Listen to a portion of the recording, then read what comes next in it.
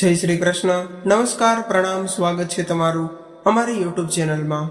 મિત્રો, આપણી આજની કહાની ખૂબ જ સમજવા લાયક અને વિચારવા લાયક કહાની બનવાની છે, તો તમને વિનંતી છે કે વિડીયોને અંત સુધી જોડાયેલા રહેજો અને વિડીયો પસંદ આવે તો વિડીયોને લાઈક કરી તમારા મિત્રો સાથે શેર કરજો અને આવી જ કહાની સાંભળવા માટે આ ચેનલને સબસ્ક્રાઇબ જરૂરથી કરી લેજો તથા કોમેન્ટ બોક્સમાં સાચી શ્રદ્ધાથી હર હર મહાદેવ લખી દેજો, જેથી ભગવાન ભોલેનાથની કૃપા હંમેશા આપણા સૌ પર બની રહે।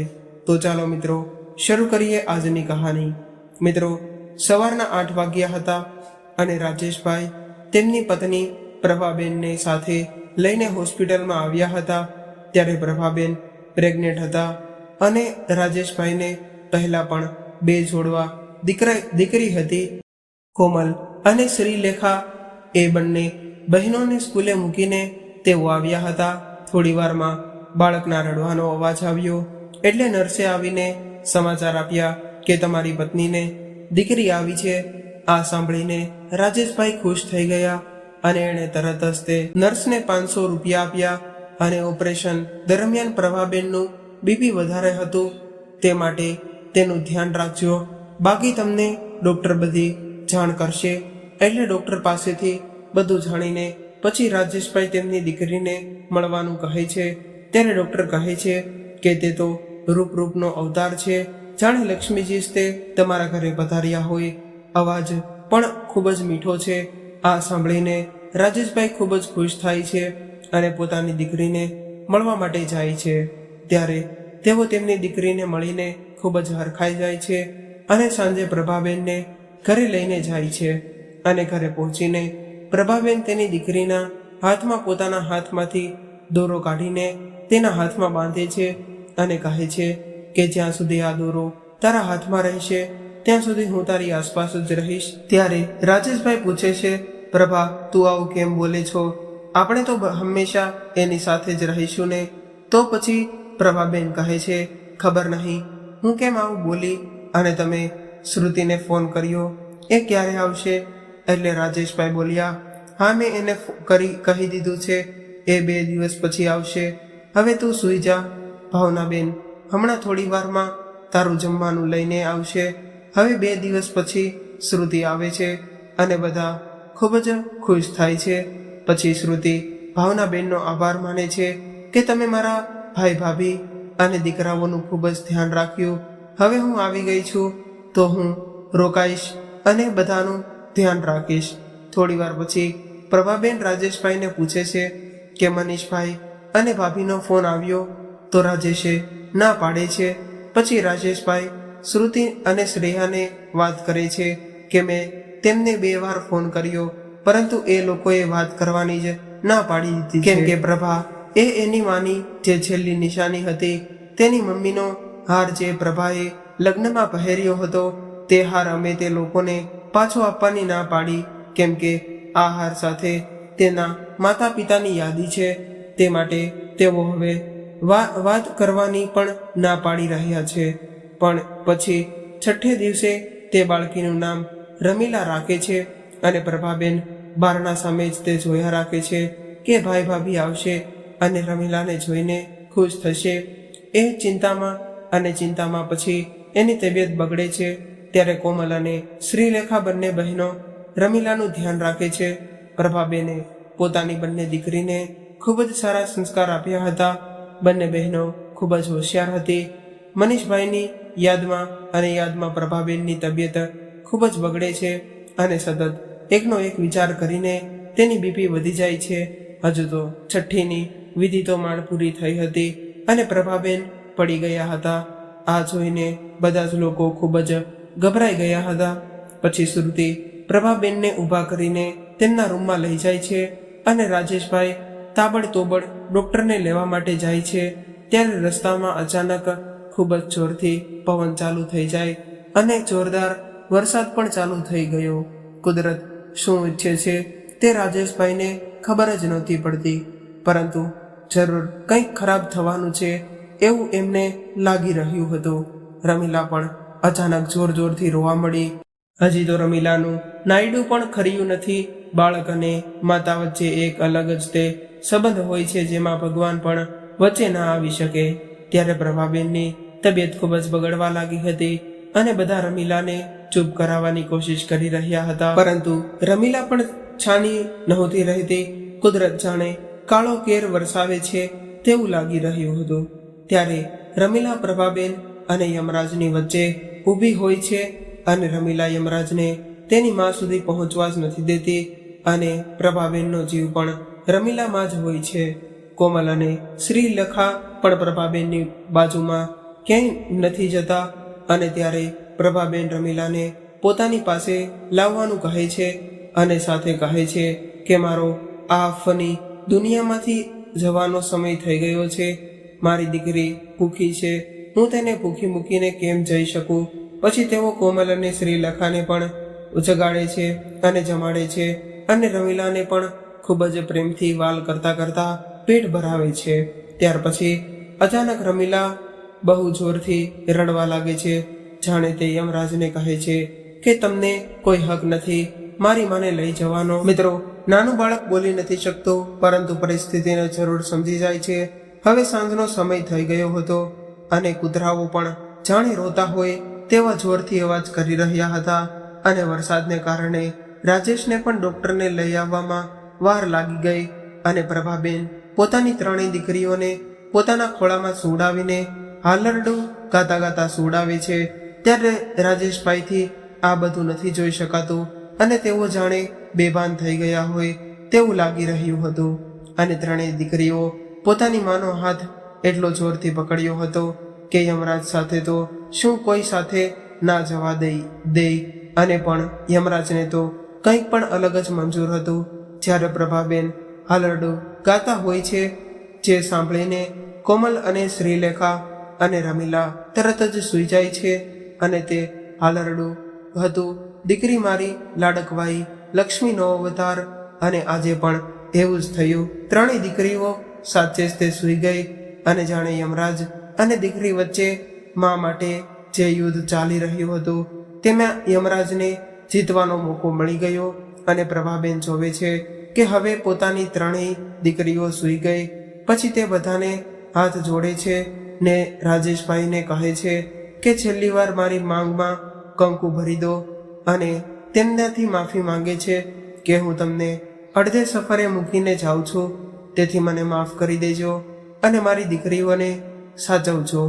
ત્યારે રાજેશભાઈ ખૂબ જ રડતા રડતા પોતાના હાથ ધ્રુજતા ધ્રુજતા તેમની માંગમાં કંકુ ભરે છે અને ત્યારે છેલ્લે પ્રભાબેન કહે છે કે મારી કોમલ અને શ્રીલેખાનું ધ્યાન રાખજો અને મારી રમીલા માટે તો હું શું જ્યાં સુધી એના હાથમાં મારો આ દોરો છે ત્યાં સુધી તો હું એની સાથે જ છું, કેમ કે મેં એને હજુ વહાલ કર્યો જ નથી.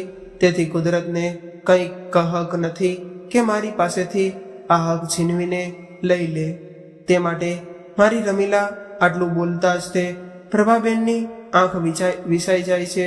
આ બાજુ આખી દુનિયા માટે સૂરજ આથમે છે, પણ અહીં રાજેશભાઈના ઘરે તો એના ઘરનો જ તે સૂરજ કાયમ માટે આત્મિક જાય છે. ત્યાં જ તે ડોક્ટર પણ આવી જાય છે, પરંતુ તેને આવવામાં ખૂબ જ મોડું થઈ ગયું હોય છે. પછી શ્રુતિ ત્રણેય દીકરીઓને બીજા રૂમમાં સુવડાવી દે છે અને બધા ખૂબ જ રડે છે. આખરે યમરાજની જ જીત થઈ ગઈ અને પ્રભાબેનની આત્મા જતા જતા પોતાની દીકરીઓને માથે હાથ ફેરવતી ગઈ. ત્યારે રમીલા તેનો સાડીનો છેડો પકડી રાખે છે અને જાણે કે તેને જવા જ નથી દેતી અને યમરાજ પણ રમીલાના પ્રેમ આગળ હારી ગયા. પ્રભાબેનનું મૃત્યુ તો થયું, પણ તેનો જીવ તો હજુ રમીલા પાસે જ રહી ગયો અને તેના છેલ્લા શબ્દો પણ મારી રમીલા જ હતા. અને છઠ્ઠીના લેખ તો વિધાતા લખે છે, પરંતુ અહીં તો વિધાતાએ રમીલાના જીવનમાં ખુશી લખતા પહેલા જ તે લઈ લીધી હતી. અને પ્રભાબેન રોજ પેલા ગાય અને કૂતરાને જમવાનું આપતા, પછી જ તે બધા જમતા હતા. અને પ્રભાબેને એક બિલાડી પણ પાળી હતી. બધા પણ ખૂબ જ રડતા હતા. હવે પ્રભાબેનને અંતિમ વિદાયનો સમય થઈ ગયો. ત્યારે જાણે કુદરત પણ પોતાના કર્યા પર રડે છે એવું લાગી રહ્યું હતું, કારણ કે પ્રભાબેનની જ્યારે અંતિમ વિદાય હતી ત્યારે ખૂબ જ વરસાદ આવી રહ્યો હતો અને પ્રભાબેનની આંખો સારી હોવાથી રાજેશભાઈ તેની આંખોનું દાન કરી દીધું અને પછી તેમના અંતિમ સંસ્કાર કરી અને પાછી બધા ઘરે પાછા આવી ગયા અને તે બધા હોલમાં બેઠા બેઠા રડતા હતા. ત્યાં કોમલ અને શ્રીલેખા આવી ગયા અને જોવા મળ્યા તો પ્રભાબેનના ફોટા પર હાર ચડાવેલો હતો અને બધા રડી રહ્યા હતા. ત્યારે બંને બહેનો રાડો પાડતી પાડતી આખા ઘરમાં દોડવા લાગી, પણ તેની માં ક્યાંય જોવાનો અને તેનો અવાજ રમીલાને આવે તો ત્યારે રાજેશભાઈ અને શ્રુતિ બંને પણ દોડ્યા અને ભગવાન આવો કાળો કેર પોતાના ઘરના ન આપતા રાજેશભાઈ દીકરીઓને ગળે મળીને ખૂબ જ રડ્યા અને બંનેને સમજાવ્યા અને રમીલાને પણ સંભાળે છે અને કોમલ અને શ્રીલેખાને તૈયાર કરીને સ્કૂલે પણ મોકલે છે, જેથી એ લોકો આ વાતાવરણથી દૂર રહે. અને રમીલાએ તો હજી આંખ પણ નહોતી ખોલી ત્યાં તો અનાથ થઈ ગઈ. કોમલ અને શ્રીલેખા પણ નાના જ હતા. પ્રભાબેનનો જીવ તો રમીલા પાસે જ રહી ગયો હતો, પરંતુ યમરાજ રાજેશભાઈનો જીવ તો જીવતે જીવ લઈ ગયા હોય એવું લાગી રહ્યું હતું. રાજેશભાઈ પૂરી રીતે પડી ભાંગ્યા હતા. હવે આવી રીતે દિવસો વીતવા લાગ્યા અને શ્રુતિ પણ તેના ઘરે પાછી ચાલી ગઈ હતી. હવે રાજેશભાઈ અને શાંતિલાલ ને જે ની દુકાનમાં કામ કરતા હતા અને એકલા જ હતા, તે માટે તે પણ રાજેશભાઈ સાથે જ રહેવા લાગ્યા. બંને મળીને ત્રણેય દીકરીઓનું ખૂબ જ ધ્યાન રાખતા હતા. ઘર પણ ખૂબ જ સરસ રીતે રાખતા અને ઘરના ફળિયામાં જ તેમની દુકાન હતી. તે માટે ઘર અને દુકાન અને દીકરીઓ બધાનું ધ્યાન તેઓ રાખી શકતા હતા. અને શાંતિલાલ રાતે પણ દુકાનમાં જ સૂઈ જતા. પ્રભાબેન, કોમલ અને શ્રીલેખાને બધું જ કામ કેવી રીતે કરવું અને રમીલાને કેવી રીતે બોટલમાં દૂધ પીવડાવવું, તેનું ધ્યાન કેમ રાખવું, તે બધું શીખવાડતા. રાજેશભાઈને થતું કે મારી દીકરીઓ મોટી થવા લાગી, પણ આ તો પ્રભાબેન તેને ખૂબ જ શીખવાડતા. અને ત્યારે રાજેશભાઈને પ્રભાબેનની યાદ આવે ત્યારે છાને ખૂણે રડી પણ લેતા અને કોમલ અને શ્રીલેખાને તો રોવું પણ ન આવતું અને યાદ પણ ન આવતી, કેમ કે પ્રભાબેન તો તેની સાથે જ તે હતા. ભગવાને ભલે તેમની માતાના શરીરને પોતાના બાળકથી દૂર કરે, પણ એના જીવનને તો દૂર નથી કરી શકતો. રાજેશભાઈને એમ પણ થતું કે પોતે જ તે દીકરીઓને સુવડાવે છે, જમાડે છે અને રમાડે પણ છે, પરંતુ દીકરીઓ તો પ્રભાબેન પાસે જ તે આ બધું કરતી હતી. આમ તેમના દિવસો વીતી રહ્યા હતા. ત્યારે પ્રભાબેનને થાય છે કે રમીલા કેમ બધાની સાથે સરખી રીતે નથી જોતી, એનું રાજેશભાઈને ધ્યાન પણ નથી પડતું. તે માટે કોમલ અને શ્રીલેખા દ્વારા પ્રભાબેન રાજેશભાઈનું ધ્યાન દોરે છે, પણ રાજેશભાઈ સમજી નથી શકતા કે રમીલા હજુ ડગલા માંડવાનું શીખી હતી. ત્યાં જ તે પ્રભાબેન તેની ખામી ઓળખી ગયા હતા. ત્યારે પ્રભાબેન કોમલ અને શ્રીલેખા દ્વારા રાજેશભાઈને સમજાવે છે. રાજેશભાઈ ખૂબ તો નહીં સમજતા, પરંતુ રમીલાને એક ડૉક્ટર પાસે લઈ જવાનું વિચારે છે અને તે ડૉક્ટર પાસે લઈ જાય છે. ત્યાં જઈને રાજેશભાઈ ડૉક્ટરને વાત કરે છે કે રમીલા હજુ નજર માંડતા નથી શીખી, અમે એને બોલાવીએ તો સામે જોતી પણ નથી. ત્યારે તે ડૉક્ટર રમીલાની આંખોમાં જોવે છે અને રિપોર્ટ પણ કરે છે અને તેનો રિપોર્ટ જોઈને તેઓ મૂંઝવણમાં મુકાઈ જાય છે કે હું રાજેશભાઈને કઈ રીતે વાત કરું કે તેમની દીકરી રમીલાનો જન્મથી જ તે જોઈ નથી શકતી. ત્યારે રાજેશભાઈએ ડૉક્ટરને પૂછ્યું કે સાહેબ વધુ બરાબર તો છે ને? તો ડૉક્ટરે તે જણાવીને તમારે રમીલાનું વધારે ધ્યાન રાખવું પડશે, કેમ કે તે જન્મથી જ કશું જોઈ નથી શકતી. આ સાંભળવાની સાથે જ તે જાણે રાજેશભાઈના પગ નીચેથી જમીન સરકી ગઈ હોય. ત્યારે ડૉક્ટર રાજેશભાઈને આશ્વાસન આપે છે અને રાજેશભાઈ રમીલાને લઈને ઘરે આવે છે અને કોમલ અને શ્રીલેખાને પોતાની પાસે બોલાવે છે. ત્યારે શાંતિલાલ પણ આવે છે. પછી રાજેશભાઈ તેને વાત કરે છે કે ડૉક્ટરે કહ્યું છે કે આપણી રમીલાનો જન્મથી જ તે કશું જોઈ નથી શકતી. આ સાંભળીને બધા ખૂબ જ આઘાત લાગે છે, પરંતુ પ્રભાબેન પોતાની દીકરીને તેની પાસે બોલાવે અને સમજાવે છે કે આ વાત સ્વીકારીને તેમાંથી રસ્તો ગોતવાનો, રડવાનું નહીં. તરત જ બંને દીકરીઓમાં હિંમત આવી ગઈ અને બંને પોતાની બહેનને તેડીને કહ્યું કે પપ્પા, તમે ચિંતા ન કરો, અમે છીએ ને, અમે રમીલાને જોતા શીખવાડીશું. ત્યારે રાજેશભાઈ કંઈ સમજ્યા નહીં એટલે કોમલ કહે છે કે પપ્પા, હું મોટી થઈને આંખની મોટી ડૉક્ટર બનીશ અને પહેલાં રમીલાની આંખોની રોશની પાછી લાવીશ. અને શ્રીલેખા કહે છે કે પપ્પા, હું મોટી થઈને પાયલોટ બનીશ અને પહેલીવાર જ્યારે હું પ્લેન ચલાવીશ ત્યારે તમને એની રમીલાને જે પ્લેનમાં બેસાડીને લઈ જઈશ. આ સાંભળીને રાજેશભાઈ અને શાંતિલાલ ખૂબ જ ખુશ થયા અને વિચારવા લાગ્યા કે હવે મારી દીકરીઓ રડવાને બદલે રસ્તો કાઢતા શીખી ગઈ છે. પછી બધા સાથે મળીને કહ્યું અને હવે આવી રીતે દિવસો, મહિનાઓ અને વર્ષો વીતી ગયા અને હવે તો કોમલ અને શ્રીલેખા અને રમીલા ત્રણેય બહેનો મોટી થઈ ગઈ હતી અને કોમલના લગ્ન એક સુખી કુટુંબના દીકરા હાર્દિક સાથે થઈ ગયા હતા અને તે આંખનો ડૉક્ટર હોય છે અને કોમલને 6 મહિના હજુ તો ઇન્ટર્નશીપ બાકી હોય છે. પછી બંને એ પોતાની આંખની હોસ્પિટલ પણ ખોલી અને થોડા સમય પછી શ્રીલેખાના લગ્ન પણ એક ખૂબ જ સુખી પરિવારના દીકરા જતીન સાથે થઈ ગયા અને જતીન રાજેશના જૂના પાડોશીથી અને હિરેશભાઈ અને ભાવનાબેનનો દીકરો હતો. જતીનને સાડીનો ખૂબ જ મોટો શોરૂમ હતો અને શ્રીલેખા પણ 6 મહિના પછી પાયલોટ બની જશે. રાજેશભાઈ અને શાંતિલાલની પણ હવે વધારે ઉંમર થઈ જવાને લીધે તે પણ હવે ખૂબ જ કામ કરી શકતા ન હતા. ત્યારે કોમલ અને શ્રીલેખાના લગ્ન થઈ ગયા હોવા છતાં પણ બંને બહેનો રાજેશભાઈ અને રમીલા અને શાંતિલાલનું બહુ ધ્યાન રાખતા હતા. શ્રીલેખા તો તેમની બાજુમાં જ રહેતી હતી જેથી તે તેમનું વધુ ધ્યાન રાખી શકતી હતી અને રમીલા જોઈ નહોતી શકતી, પરંતુ ભગવાને તેને ખૂબ જ સુંદર કળા આપી હતી. રમીલા એક ખૂબ જ સરસ ચિત્રકાર હતી. તેને કોઈ પણ રંગ કે આકારની કોઈ પણ ખબર નથી, છતાં પણ તે ખૂબ જ સારા ચિત્રો બનાવે છે.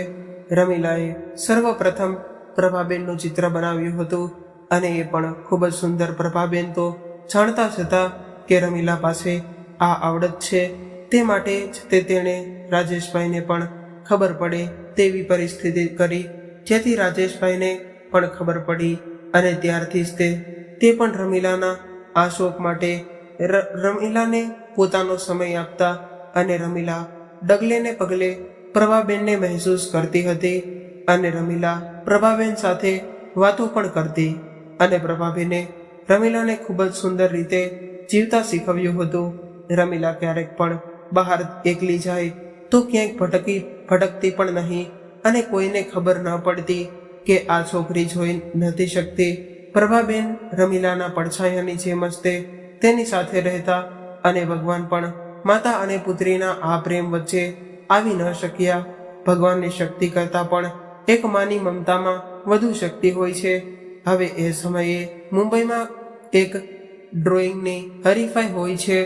આ સાથે શ્રુતિનો ફોન આવે છે અને રાજેશભાઈ રમીલાને લઈને મુંબઈ જવા માટે રાજી થઈ ગયા, પરંતુ રમીલા મુંબઈ જવા માટે નહોતી માનતી કે તેના પપ્પાને ના પાડે છે અને કોમલ અને શ્રીલેખા રમીલાને મનાવે છે કે તારી આ આવડત માટે બાએ ઘણી મહેનત કરી છે, તારે આપણી બા માટે મુંબઈ જવું પડશે.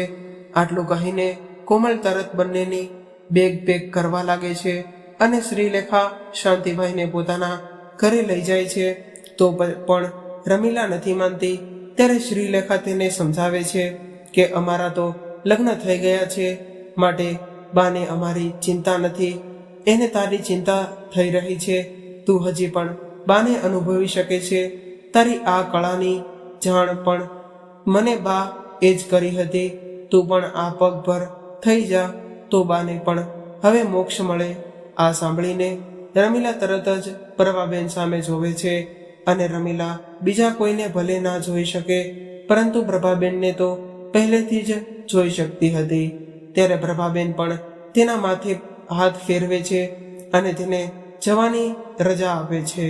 પછી રમીલા અને રાજેશભાઈ મુંબઈ જવા તૈયાર થઈ ગયા. તેની સ્પર્ધાનો તો 4 મહિના પછી હોય છે, પરંતુ શ્રુતિની એવી ઈચ્છા હતી કે ભાઈ તમે મને રમીલા ઘણા વખતથી અહીં નથી આવ્યા, તો વહેલા આવો, આપણે અહીં સાથે રહીશું. ત્યારે રમીલા અને રાજેશભાઈ બંને શ્રુતિનું માન રાખવા માટે વહેલા જવા માટે નીકળી જાય છે અને મુંબઈ પહોંચે છે. ત્યારે શ્રુતિ અને શ્રેય તે બંને તેડવા માટે આવી ગયા હતા. બંને ભાઈ બહેન ઘણા વખતથી મળ્યા ન હતા, તે માટે મળીને તે બંને ખૂબ જ રડે છે. ત્યારે રમીલાને યાદ આવે છે કે મારી મિની ક્યાં ગઈ. ત્યારે તે મિની એમ રાડો પણ રડે છે.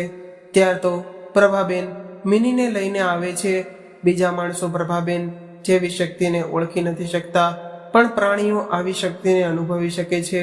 તે માટે મિની પણ પ્રભાબેનને અનુભવી શકે છે. હવે બધા ઘરે જાય છે અને અહીંથી રમીલાના જીવનની નવી શરૂઆત થઈ હોય છે, જેનાથી તે અજાણી હતી. વિધાતાએ બધાના લેખ લખેલા જ હોય છે, પરંતુ આપણને તેની ખબર નથી હોતી. આપણે થોડી ધીરજ રાખવી જોઈએ અને ભગવાન પણ વિશ્વાસ કરવો જોઈએ. શ્રુતિ અને શ્રેય મુંબઈમાં શંકર ગલીમાં મની ટાવરમાં એ વિંગમાં રહેતા હતા. બધા ઘરે આવ્યા અને શ્રેય અને શ્રુતિ એકલા જ રહેતા હતા. તે માટે તેના નજીકના કોઈ સગાને તકલીફ હોય તો અહીં લઈ આવતા અને એમનું ધ્યાન રાખતા. શ્રેયના માસીની દીકરી અને તેનો પતિ થોડા વર્ષો પહેલા ગુજરી ગયા હતા. તે માટે શ્રેયના દીકરા અને દીકરી અને બા ને મુંબઈ લઈ આવ્યો અને બાજુમાં ડી વિંગમાં રહેવા માટે ફ્લેટ લઈ હતો, જેથી તે આરામથી તેઓનું ધ્યાન રાખી શકે. રમીલાની મિની એક દિવસ પછી ખોવાઈ ગઈ, એટલા માટે રમીલા બધાને કહે છે કે તમે ઉપર જાઓ, હું મિનીને લઈને આવું છું. બધાને વિશ્વાસ હતો કે રમીલા જાતે ત્રીજે માળે આવી જશે. તે માટે બધા જાય છે અને રમીલા મિનીને ગોતતી બગીચામાં જાય છે અને ત્યાં મિની મળી પણ જાય છે. પછી તે થોડી વાર બાદ ત્યાં બગીચામાં મિની સાથે બેસે છે. ત્યાં તેની બાજુમાં જીમી કસરત કરીને થાકી જવાથી ત્યાં બેસે છે.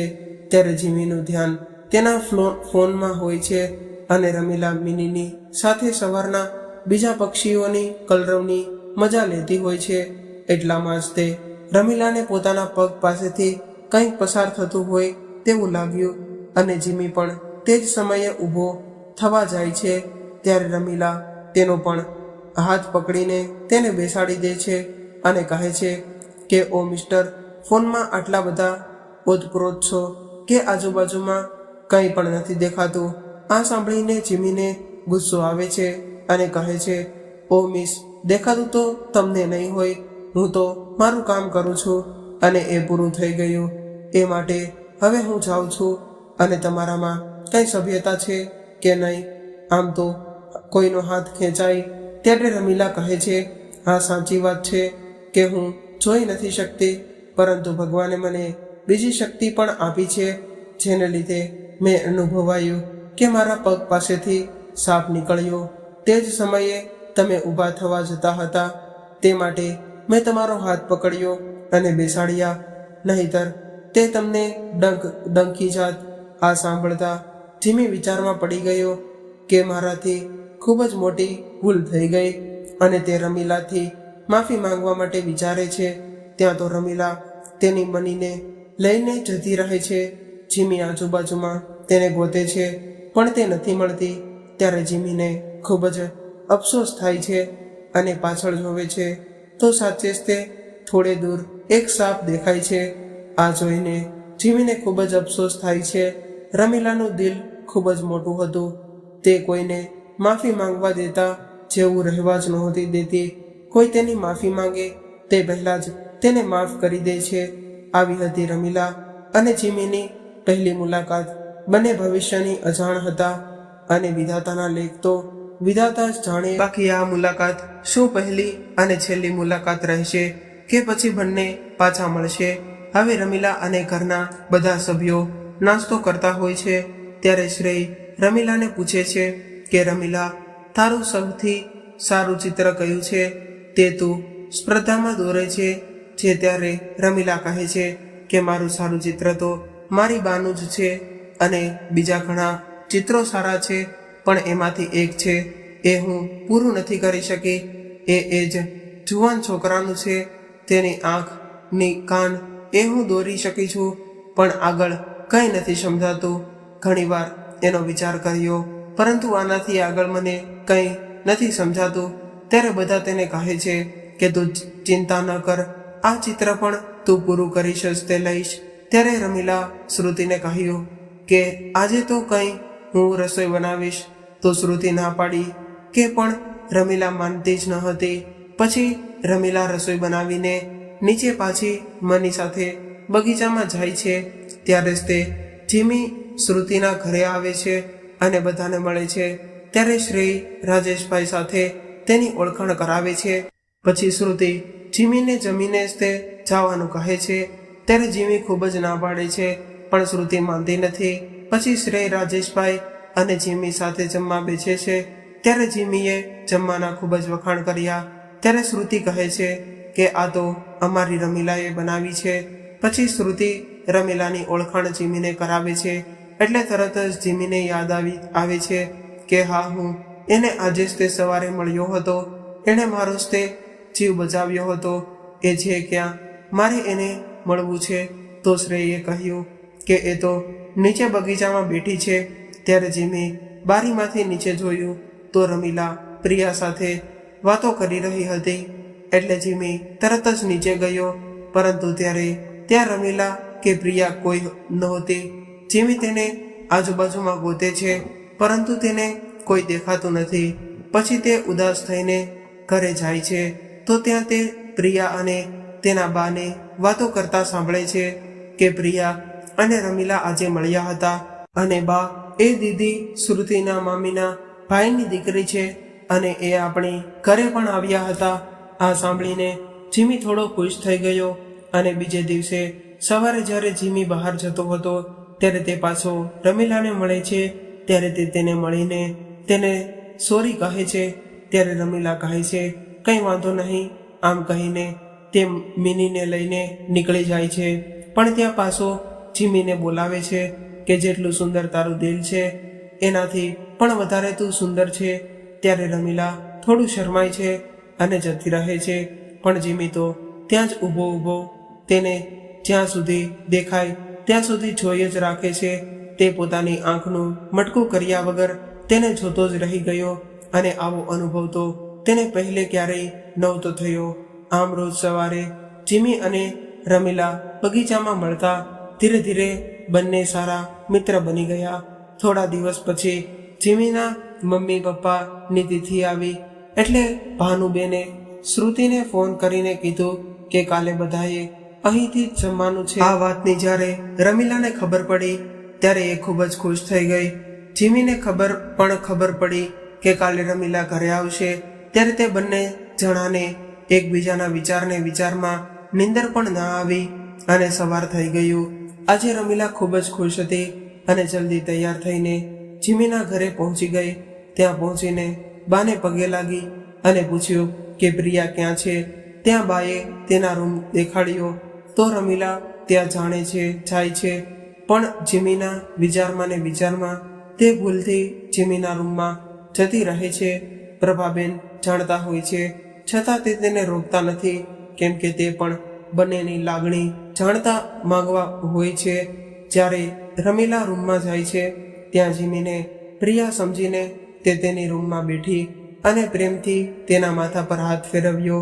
પ્રભાબેન આ જોઈને ખૂબ જ ખુશ થઈ ગયા અને જીમી તો સૂતો હતો, પણ અચાનક આટલા પ્રેમથી રમીલાનો હાથ માથે ફેરવ્યો તો તે તરત જ ઉઠી ગયો અને રમીલાને પોતાની આટલી નજીક જોઈને તે ખૂબ જ ખુશ થઈ ગયો અને પોતે પણ રમીલાનો હાથ પકડી લે છે. ત્યારે તે બંનેના દિલના ધબકારા જોરથી ધડકવા લાગે છે, જાણે બહાર આવી જશે. ત્યારે અચાનક બાનો અવાજ આવે છે અને બંને તરત જ એકબીજાનો હાથ મૂકી દે છે. રમીલાને પણ હવે સમજાઈ ગયું હતું કે તે ભૂલથી જીમીના રૂમમાં આવી ગઈ હતી અને ત્યારે તે શરમાઈને જતી રહે છે. જીમી પણ શરમાઈ જાય છે અને બોલી ઉઠે છે કે આજે તો તું હાથ મૂકવાને ભાગી ગઈ, પરંતુ હવે જ્યારે તારો હાથ પકડીશ ત્યારે જીવનભર માટે પકડીશ, છોડવાને જવા નહીં દઉં. આટલું કહીને જીમી તૈયાર થવા માટે ચાલ્યો ગયો. થોડી વારમાં તૈયાર થઈને તે બહાર આવ્યો તો રમીલા રસોઈ બનાવતી હતી. જીમી તો બસ તેને જોયા જ રાખતો હતો. થોડી વાર પછી રમીલા બોલી, જીમી, આટલું બધું શું જોવે છે? ક્યારેય કોઈ છોકરીને રસોઈ કરતા નથી જોઈ. ત્યારે જીમીએ કહ્યું કે કેમ ખબર પડી? ત્યારે રમીલા થોડું હસી અને બોલી, મને મારી બાએ કીધું. કે જીમીએ પૂછ્યું, ક્યાં છે તારી બા? તો રમીલાએ કીધું કે તને ખબર તો છે કે મારી બા મને જ તે દેખાય છે, બાકી કોઈને નહીં. હા હા, મને ખબર છે કે સાસુમાં ખાલી તને જ તે દેખાય છે, બાકી કોઈને નહીં. પોતાની ધૂનમાં ને ધૂનમાં જીમીથી બોલાય તો ગયું, પણ જીમીને કંઈ સમજણ ન પડી. તે માટે તે તો ત્યાં જ નીકળી ગયો. રમીલા અને પ્રભાબેન બંને ખુશ થાય છે. શ્રેય આ બધું જોતો હોય છે ને અચાનક યાદ આવે છે કે રમીલાનું જે અધૂરું ચિત્ર છે તેની અને જીમીની આંખ સરખી જ તે લાગે છે. તે સમજી જાય છે કે આ તો ભગવાનનો ઈશારો છે. જીમી અને રમીલા એકબીજા માટે જ બનેલા છે. પછી બધા જમીને નીચે મંદિરે જવા માટે નીકળે છે. ત્યારે રાજેશભાઈને યાદ આવે છે કે રમીલાને જમવાનું બાકી છે, હું તેને લઈને આવું છું. કે તરત જ જીમી બોલે છે કે અંકલ, મારે પણ જમવાનું બાકી છે, હું તેને લઈને આવીશ. રાજેશભાઈ કંઈ પણ બોલે તે પહેલાં શ્રેય કહે છે કે હા, એ બરોબર છે, અને રાજેશભાઈને લઈને જાય છે ને રસ્તામાં તેને બધી વાત કરે છે. મને આવું લાગે છે કે જીમી અને રમીલા એકબીજાને પસંદ કરે છે અને એમાં કોઈ ખોટું પણ નથી. જીમી ખૂબ જ સારો છોકરો છે અને હું પણ અહીં છું ને રમીલાનું ધ્યાન રાખીશ. રાજેશભાઈ કંઈ વિચારે ત્યાં તો મંદિર આવી જાય છે અને આ બાજુ રમીલા અને જીમી સાથે જમે છે અને જાણે એ લોકોનું મૌન અને એકબીજાને ઘણું કહે છે. બંને આજે એકબીજા માટે પોતાનો પ્રેમ કહેવા માંગતા હતા પણ કહી ન શક્યા. શ્રેયનો ફોન આવે છે, એ માટે બંને કંઈ કીધા વગર મંદિરે ગયા હતા. ત્યાંથી છૂટા પડ્યા ત્યારે શ્રેય જીમીને કહે છે કે કાલે રમીલા ચિત્રની ખૂબ જ મોટી સ્પર્ધામાં ભાગ લેવાની છે, જો તું ફ્રી હોય તો આવજે. જીમી આ સાંભળીને ખૂબ જ ખુશ થઈ ગયો અને વિચાર્યું કે કાલે તો હું મારા દિલની વાત રમીલાને કહી જ દઈશ. આજે પ્રભાબેન અને રમીલાનું સપનું પૂરું થવા જવાનું છે. સવારે બધા સ્પર્ધા માટે નીકળી ગયા અને જીમી પણ રમીલા માટે ફૂલોનો બુકે લઈને તેને મળવા માટે ગયો.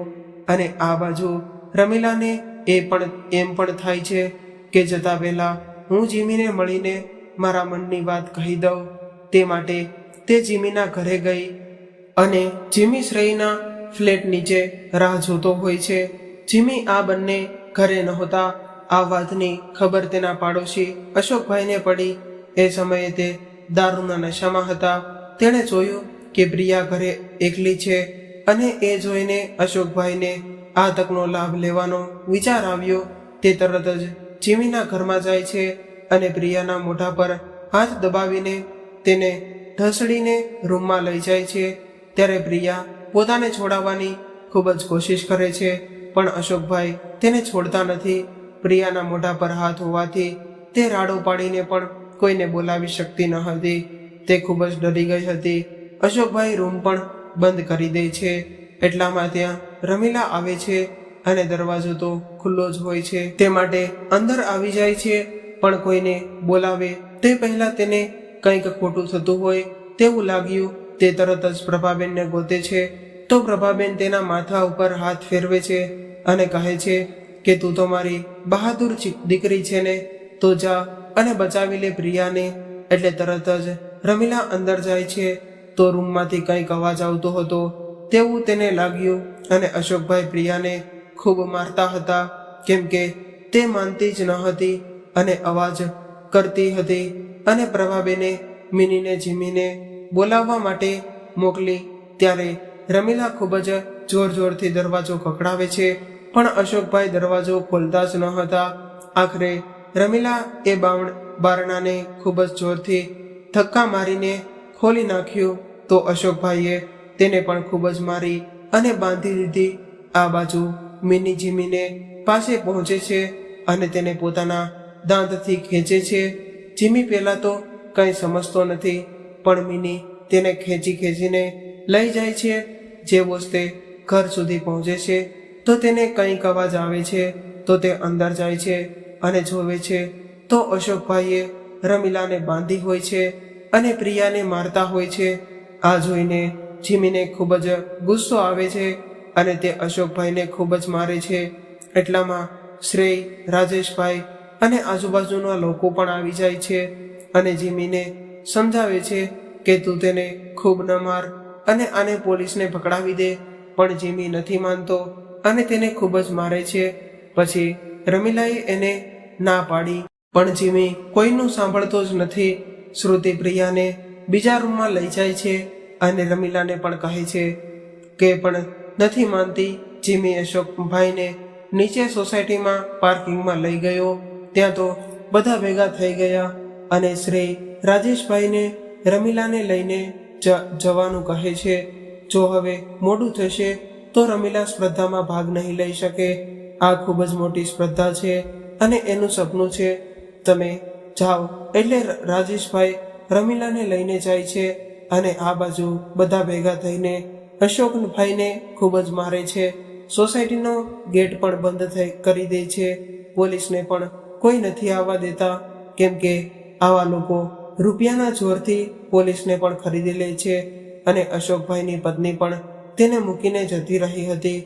અશોકભાઈને તેના શાળાની દીકરી સાથે પણ ખરાબ વર્તન કર્યું હતું, જેના લીધે જ તેની પત્ની તેને છોડીને જતી રહી હતી. ત્યારે અશોકભાઈએ પોલીસને રૂપિયા આપીને બધી વાત દબાવી દીધી હતી. તે માટે આ વખતે કોઈએ પોલીસને અંદર આવવા જ તે નહોતા દીધા. અને અશોકભાઈ પણ બધાને બહુ ગુસ્સો હતો. તો છોકરાઓએ મળીને નક્કી કર્યું કે આને સજા તો અત્યારે જ તે મળવી જોઈએ અને આખા દેશને પણ તેની ખબર પડે અને કોઈ આવી ભૂલ કરવાનું વિચારે પણ નહીં. એટલે ખતરનાક સજા દઈશું. બધા ભેગા મળીને સાચણી લઈને અશોકભાઈની માથે નાખે છે અને ખૂબ મારે છે. અને થોડી વારમાં કીડી મકોડા અને બીજા ઘણા બધા જંતુ અને માખી તેની પાસે આવી ગયા અને અશોકભાઈને ખૂબ જ પીડા થઈ અને તે ખૂબ જ રાડો પાડી રહ્યા હતા અને બધાની માફી માંગે છે. પછી તેના પર ગરમ તેલ પણ રેડે છે. બધા તેનો વિડીયો બનાવીને આખા દેશમાં મોકલવાનું શરૂ કરી દીધું અને થોડી વારમાં તો જીમીનો સાથ દેવા માટે ઘણા બધા લોકો ત્યાં આવી ગયા અને આખા દેશમાં બધા લોકો એને સપોર્ટ કર્યો અને આવા લોકોને ગોતીને પોતે જ તે સજા દઈશું આવું નક્કી કરીને સજા પણ આપે છે. આખા દેશમાં ન્યૂઝમાં બધે બસ જીમીનો સાથ આપો એ જ તે વાત થાય છે અને અશોકભાઈનો સાથ દેવાવાળા પોલીસને પણ સરકાર સજા આપે છે. ત્યારે આખા દેશના બધા શહેરોમાં પરિસ્થિતિ કંટ્રોલ કરવી પોલીસના હાથથી બહાર ન હતી. તે માટે મિલિટરી બોલાવી પડી અને આ બાજુ રમીલા સ્પર્ધામાં પોતાની બા પ્રભાબેનનું ચિત્ર બનાવે છે. પ્રભાબેનનું સુંદર રૂપ, મોઢા પર છલકતી માની મમતા, તેજસ્વી આંખો, જે કંઈક કહેવા માંગે છે જાણે કે તેનું કંઈક કહી રહ્યું હોય, જે આજે પૂરું થવાનું હતું. સૂરજની લાલીમાં જેમાં એના હોઠ જાણે હમણાં જ તે કંઈક કહેશે. રમીલાએ એવું સરસ ચિત્ર બનાવ્યું હતું કે બધાની નજર તે ચિત્ર પર જ તે હતી અને રમીલાનું સપનું પણ પૂરું થઈ ગયું અને એનો પ્રથમ નંબર આવે છે. અને સ્પર્ધામાં રમીલા અને રાજેશભાઈ ઘરે પાછા આવ્યા અને ત્યારે રસ્તામાં એ લોકોએ ઘરે પહોંચવામાં ખૂબ જ તકલીફ થઈ, કેમ કે આખા ગામમાં લોકો રસ્તા પર આવી ગયા હતા. પોલીસ અને અશોકભાઈ જેવા લોકો સામે વિરોધ કરવા માટે આખરે રમીલા ઘરે પહોંચી અને જીમીને શાંત કર્યો અને સમજાવ્યું કે કોઈને પણ એના ખરાબ કામની સજા દેવી એ આપણો હક નથી, તું રહેવા દે. એમ કહીને રમીલાએ એ પોતાનું બનાવેલું ચિત્ર એ ઘણા વખતથી અધૂરું હતું તે પૂરું કરીને જીમીને આપ્યું અને કહ્યું કે મેં ભલે તને જોયો નથી, પણ તારું ચિત્ર મેં બનાવ્યું છે. ઘણા સમય પછી મેં આ ચિત્ર પૂરું કર્યું છે, જે હું તને ભેટમાં આપવા માંગુ છું. આજે હું જીતી, એના બદલે તું શું આપીશ મને? જીમી જરા પણ વિચાર કર્યા વગર કહ્યું કે મારું આખું જીવન તારા નામે કરવા માંગુ છું. આ સાંભળીને રમીલા પણ ખૂબ જ ખુશ થઈ ગઈ અને બનેલા કુટુંબના લોકોને તે બનેલા લગ્નની તારીખ પણ નક્કી કરે છે. પ્રભાબેનને આજે રમીલાની ચિંતા પૂરી થઈ ગઈ. બીજી બાજુ આખા દેશની જનતા પોલીસ અને અશોકભાઈ જેવા દુષ્કર્મો કરતા લોકો સામે રેલી કાઢે છે અને ત્યારે સરકારનું પણ પોલીસ ઉપર દબાણ હોય છે, પરંતુ તે કંઈ પણ કરી નથી શકતી. ત્યારે જીમીએ આખા દેશના લોકોમાં એક હિંમત ઊભી કરી દીધી હતી. 2 દિવસ આ બધું ચાલ્યું ત્યારે મીડિયાવાળાએ પણ સરકારે આવા સમાચાર દેખાડવાની ના પાડી દીધી હતી, પરંતુ એ પણ લોકોની સાથે જ તે હતા. આખરે 2 દિવસ પછી ધીમે ધીમે બધું શાંત થયું અને જનતાએ જ આ લોકોને એવી ખરાબ રીતે સજા આપી કે બીજી વાર કોઈ હિંમત ન કરે. આ વાત તો પૂરેપૂરી થઈ ગઈ, પણ હજુ રમીલાના જીવનમાં જે વાવાઝોડું આવવાનું હતું તેનાથી બધા જ લોકો અજાણ્યા હતા. ત્યારે કુદરતથી પણ રમીલાની આ ખુશી જોઈ ન શકાતી. ત્યારે રાજેશભાઈ કોમલ અને શ્રીલેખાને ઘરે ફોન કરીને સારા સમાચાર આપે છે ને બધાને મુંબઈ તેડાવે છે. જીમીના બાની તબિયત બરાબર ન હતી, તે પોરબંદર સુધી નથી આવી શકે એમ, તે માટે આપણે અહીં જ તે લગ્ન કરીશું. પછી કોમલ, હાર્દિક, જતીન, શ્રીલેખા બધા જ મુંબઈ પહોંચી જાય છે અને રમીલા અને જીમીને મળીને બધા જ ખુશ થઈ ગયા અને લગ્નની બધી તૈયારી કરે છે, ખરીદી કરે છે. ત્યારે બધા ખૂબ જ ખુશ હોય છે અને લગ્નને દિવસ નજીક આવે છે અને રમીલાને મહેંદી મુકાય છે. ત્યારે એ જોઈને રાજેશભાઈની આંખો ભીની થઈ ગઈ. અને મિત્રો, દીકરીની વિદાયનો આ સમય જ એવો હોય છે કે બધાની આંખમાં ખુશીના આંસુ હોય.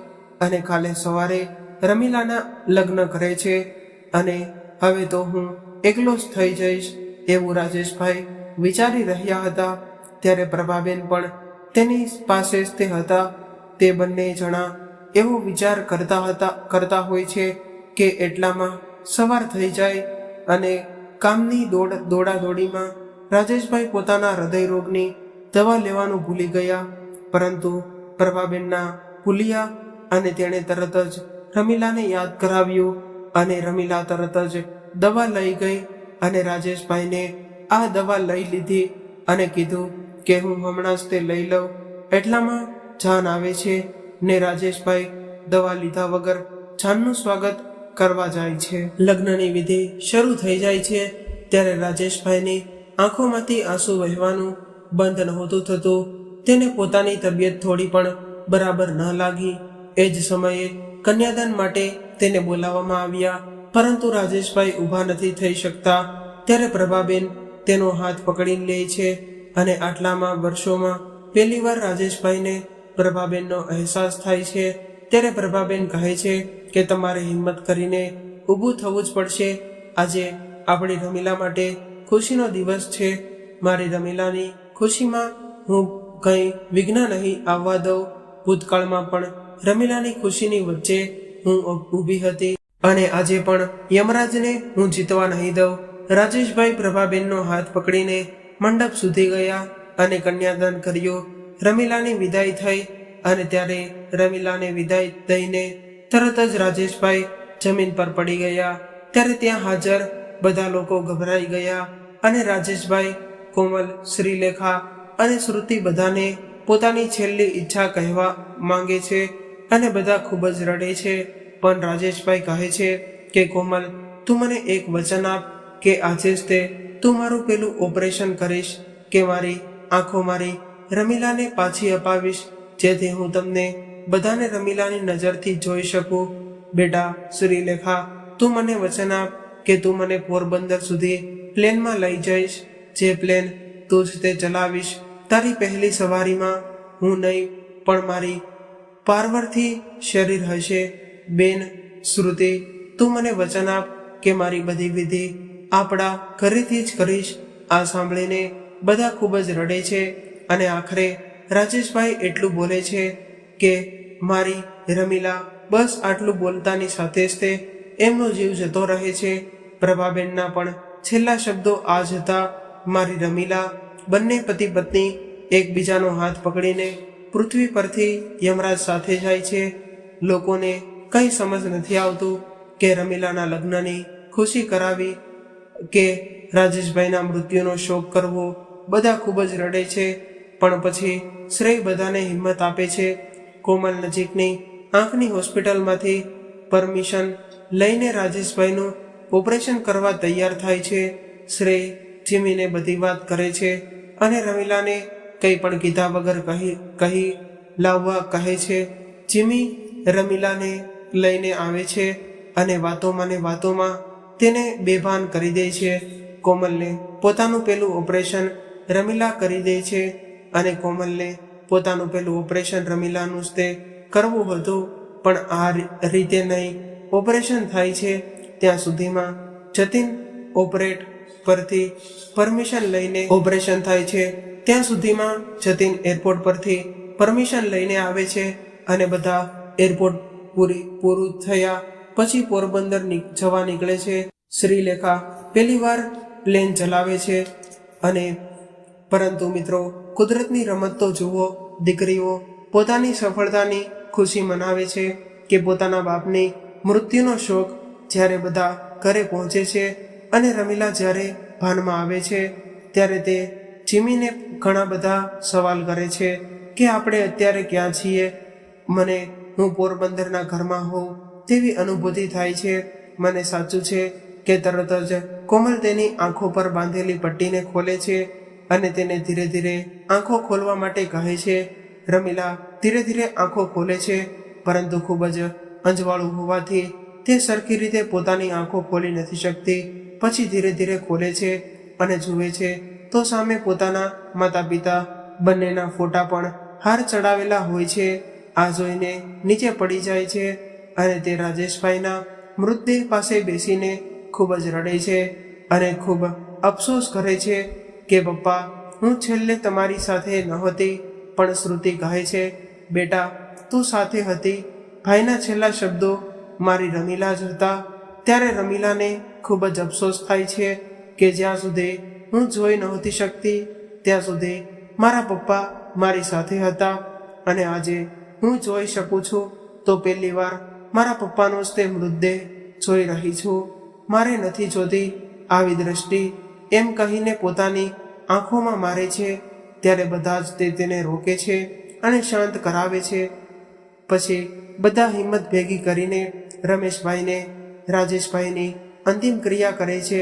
બધી વિધિ પૂરી કરીને 1 મહિના પછી બધા જ્યારે પોતાના ઘરે જાય છે ત્યારે શ્રીલેખા અને જતીન બધાને કહે છે કે તમારા પિયરના દરવાજા હંમેશા તમારા માટે ખુલ્લા જ છે અને આ બધું આવી જ રીતે ધ્યાન રાખીશું અને આજથી અમે જ તે તમારું પિયર.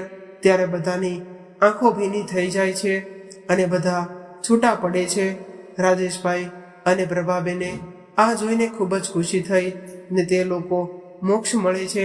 તેથી કહેવાય છે કે પોતાના માવતર જીવતા જીવન કે મૃત્યુ પછી પણ પોતાના બાળકની ચિંતા કરતા હોય છે. તો મિત્રો, આજની કહાની કેવી લાગી તે કોમેન્ટ કરીને જણાવજો અને જો કહાની પસંદ આવી હોય તો અમારી ચેનલને સબસ્ક્રાઈબ કરી લેજો.